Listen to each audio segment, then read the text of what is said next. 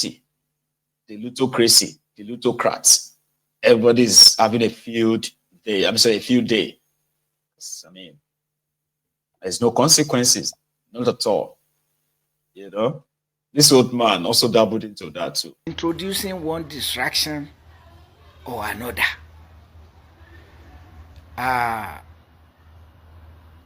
Removing subsidies from basic necessities of life to float fraudulent palliative schemes.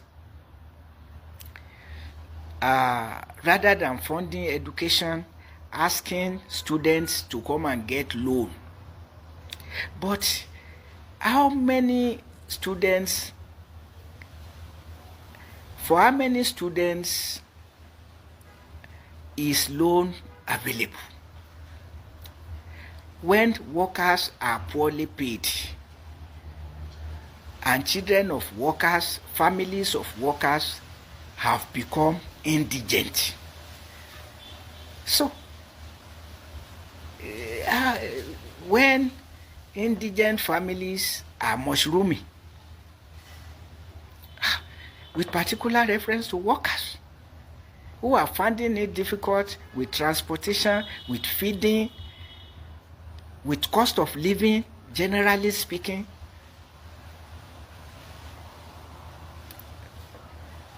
and that can explain why criminalities are mushrooming. Violence is unabated. It's getting worse. But the basic question is, why will any right-thinking politician decamp into the All Progressive Congress that has been retrogressing the country since 2015? This is 2025. The next presidential election is more than 2 years away. Even if there will be political activities, you will have thought that it should be about how to bring about a better political, introducing one. You get that? People are concerned. Do you understand? The people are concerned, but somehow, a lot of them have been played reverse psychology many times. You know, they have been told there's nothing anybody can do. About forget it, Jerry, because you go to call it Shesi. Who go face him, who go remove him, who go this and that. Of course, some of the analysts were on a rise, and in their own response to say Nigerians, on behalf of Nigerians, Akwabiole endorsed Tinubu, the first guy. I just want, if you ask me, of him being the only person that will stand for elections under a democratic atmosphere such as ours in a party, governing party, it's okay for him. He could accept the endorsements, but this endorsement from all these crannies, nooks and crannies coming to Mr. President, it is broadening the spectrum of insensitivity and also gravitating towards a corridor of deceptive impunity. Because for few people to sit under an air-conditioned place and just offer endorsement of over 200 and something million people, I think that is deceptive impunity. Nigerians have their own votes. And the whole political class, if you could look at in Nigeria, the whole political class are no more than 500 people, 500,000. And therefore, Nigerians know where it pinches. And let me tell you, this lavish display of endorsements is not even good to Mr. President. Because for now, only 2 years on the saddle of power, are they saying, in all honesty, are they saying that Mr. President has been able to fulfill to the yearnings and aspirations of Nigerians? Is insecurity, has it been conquered? The economy, in terms of the way of putting food on the tables of the people, has it been achieved? In terms of the valuation of the Naira and what have you, has Nigeria recovered? Although we must, congratulate, or commend the central bank governor for bringing out policies, but I think the major economic driving force, like the Ministry of Finance, have not, or the economy, has not been able to propel the wheel of progress of Nigerians so as to make Nigeria feel to the betterment of some of these economies. Have we been able to look at education? In terms of education, today a professor that has spent over 20 years is all just collecting about 500,000 naira salary, while an illiterate there is a councillor is collecting almost going to 1 million naira. How can education prosper? Have they been able to look at the issues that has to do with even this jam? A lot of people fail because they are not even computer literate, and they are not been able to be taught by people that have been tested and trusted. In other words, you think this is a distraction from governance? Of course. Mr. President knows it. It is a distraction. Even if they say Mr. President is the only one that will come up, at this point in time, it is too early to give this assessment or endorsement barely 2 years when we've not seen any input. Because if you look at the security situation in this country has been overwhelming. The whole security architecture has simply collapsed. So in spite of all of this, let me just land. Yes, very quickly. If I were Mr. President, believe me, by today, I would have asked for resignation of National Security Advisor, the defense chiefs, the ministers, 2 of them, defense chiefs, all of them should go. Otherwise, I'll sack them. Because it has shown clear cluelessness and incompetence. And I think, in all honesty and sincerity, Nigeria must tackle its security situation. Once you tackle the security situation, people will go back to farms, people will have a sense of belonging of Nigerianness, and also there will be no threat to national security. So this political stability will be there. But in as much as you don't tackle corruption, you don't tackle insecurity, you have not been able to look at the issue of corruption head on. President Bola Tinubu is not sacking anybody. Whether you do good or not, he's not sacking. Therefore, to me, he should have started sacking. So that... Call you. Oh yeah, you have to start sacking people. Some of you think call you actually just hire people. People have a lot to learn. And I'm going to learn them in a very hard way. Now, this is just off record. Please, to some of you who really want to know who is Tinubu, apart from all the lies that they have said, repeated over the years, that some of them have actually, they are struggling right now to force us to believe those lies. Just read about it. Go back and check up on it. It doesn't just bring anybody on.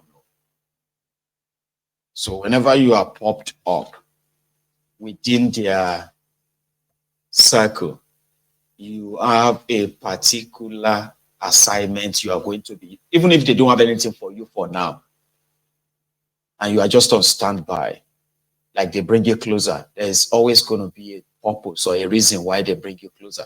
So everyone you see around the Tinubu, speaking in a manner, even those ones from northern Nigeria who have been taught how to also speak, right? Speaking in a manner of worshiping him like a king or something when they talk. Is the guy who has so much brain, is a guy who, he's so intelligent. He knows about AI, he knows about, they just want to paint a picture of their benefactor. It's not about governance. No. Even when it looks like it's about governance, it's always about interest. And where they pretend to say, in the way they did in Lagos, where they will say Lagos, behind it, if you remove where they say Lagos State Center for Aquatic Education, boldly written there, at the back of that bold description, right?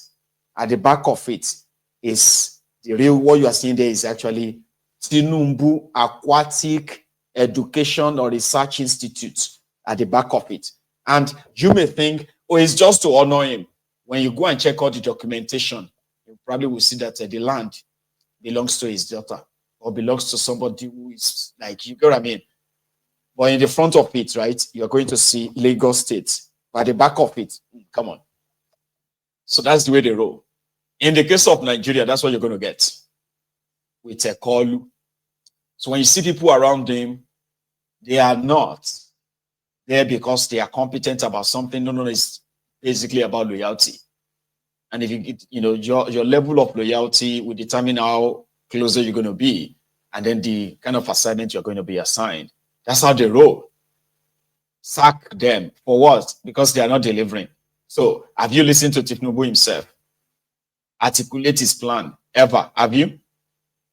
So anyway, we'll leave that one aside, okay? We'll come back to it. All right. I stumbled on the video and somehow I don't know how to react to it. Okay. They are talking about the 2027 as well. Now, when I saw the video, the first thing that came to my mind was like,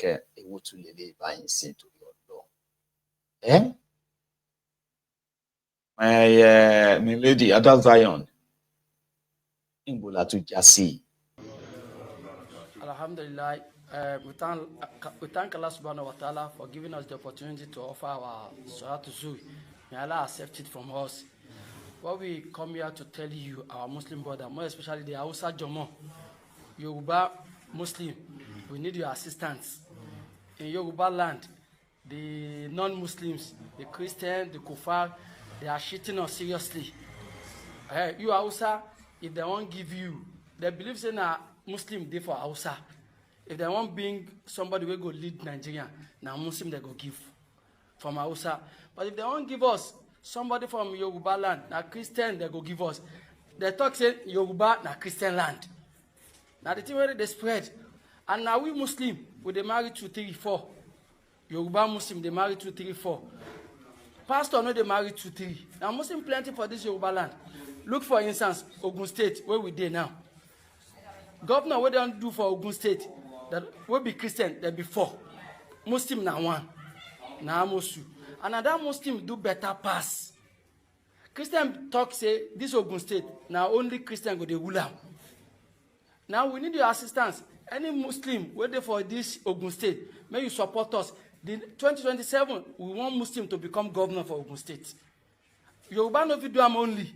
You Hausa Muslim, Yoruba Muslim will be one. Innamal mu'min ikhwa. Forget about Yoruba, all of us now Muslim. Anything where they suffer Yoruba, they suffer Hausa. That is why we want you Hausa to support us.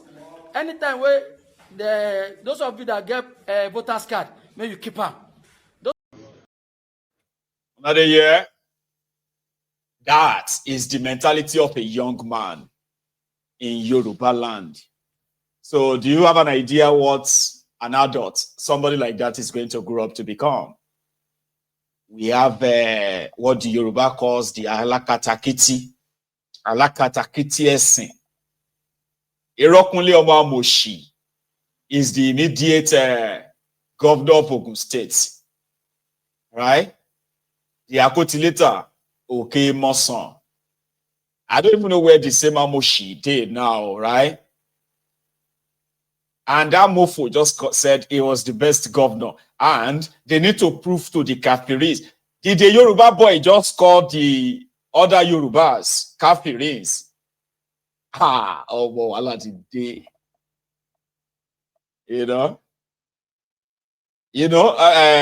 I've got this my friend in the studio. He's a Yoruba guy too, right? And I said, calling us a kafiri means those of us who are non-Muslims, we are kafiris. Kafiris. The unbelievers. We are infidels. We are filth, dirty thing. You know what I mean? So these Alakatakiti, these fanatics, right? They understand, what do you call it? They understand the importance of power. And in his warped mind, right? All they need is just to have a Muslim as governor.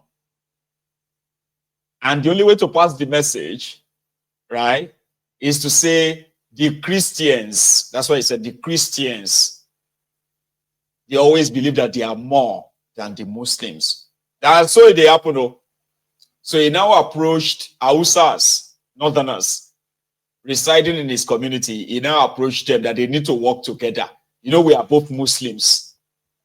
So you need to get voters card 2027. We need to work together to make sure that a Muslim governor become governor in Ogun State so that he can protect our interests as Muslims. About a Muslim ticket in Nigeria right now. Do you have anywhere the Muslims are buying anything cheaper than the Christians in Nigeria? Do you know anywhere? Do you know where Muslims have access to universal health care? It doesn't matter what they need. All they need to do is just walk into any government hospital and they will be treated for free because they are Muslims. Do you know anywhere? A young man in 2025 made a video of himself in Yoruba land, called his fellow Yorubas Kafiris. So they need that power, the power of subjugation, the power to say, we told you. It is say you are more than us. We are now in power. We show all of you. Let's show them. Because that's exactly what is going on in the upper north of Nigeria that spilled to the rest of Nigeria right now. The Fulani terrorism, the Boko Haram terrorism, the ISWAP terrorism, the Lakurawa terrorism, the Bermuda terrorism, and on and on and on and on and on like that. They all have an entitlement. It is either they want you to become, to accept Islam or they will kill you. Or you share your land with them, or they kill you. Do you understand? So now we're going to have that kind of ideology in Europe. We already have them in the Yoruba land. So all they need is just one of them to gain power. Just one. And then deal with the rest of us. Me, where they look for which now go chop. Somebody will now look at me and say, you this Kafiri. Kini Moshe. Somebody will now use my head to learn how to cut off head, to shout Allahu Akbar, on top waiting. On top say you want proof to us, say you get, you are supreme, you are this, don't dare us. Allah Akbar, you fanatic, man. In Yoruba land, in Yoruba land. So it's concerning, among many other things, all right? Now, we'll leave that one aside a bit and go back to those who are responding to Kolu. Here is another opinion on the position of Kolu's endorsements from the studio of DRS. Well, the Nigerian political tradition and convention has made it that after 2 years, the third year is for campaigns. And that is why towards the end of the first 2 years, everybody is taking up. This is the first time we are getting this type of hype about the next election. All along, we have always got into the third year when they are doing conventions and congresses to elect party officers. If you ask me, it is rather early. But it is also good for us so that the president and others will no longer take actions for the purpose of the next election. They should take actions on the basis of the next generation and for the betterment of the greater majority of Nigerians. That, for me, should have been the object. So optics should now be focusing on showing the landmark programs and actions that this president and policies that this president has put in place. And he has many. From the parliament to the executive, you can clearly see a roadmap for development. And the international community is keying into that. So the endorsements for me are just not unnecessary. They are provocative. They are completely unnecessary. Because this president has already demonstrated that he can be endorsed, even by only those outside the party who are not party officials that can endorse this president. Every other person in the party has no choice. So pretending that you are endorsing him is this complete political somersault and some kind of gymnastics that is unnecessary at this time. The entertainment is becoming grotesque. It is not in any way exciting or excitable. I find it completely unnecessary because the president and with all the focus on preparing for 2027, like you said, so that he can focus on making generational shifts or changes, I'm hoping I'm not misquoting you, is it not taking away from the urgency that we're living in our day-to-day? You're talking about landmarks, that we should be highlighting the landmarks. Our daily reality is, as a Nigerian, is quite painful. So you think is the focus that should be in the presence going into the elections that are still 2 years away, when we're also living in one of the most difficult times on history as Nigerians, economically speaking? That is the point I am making, that the president is taking steps and engaging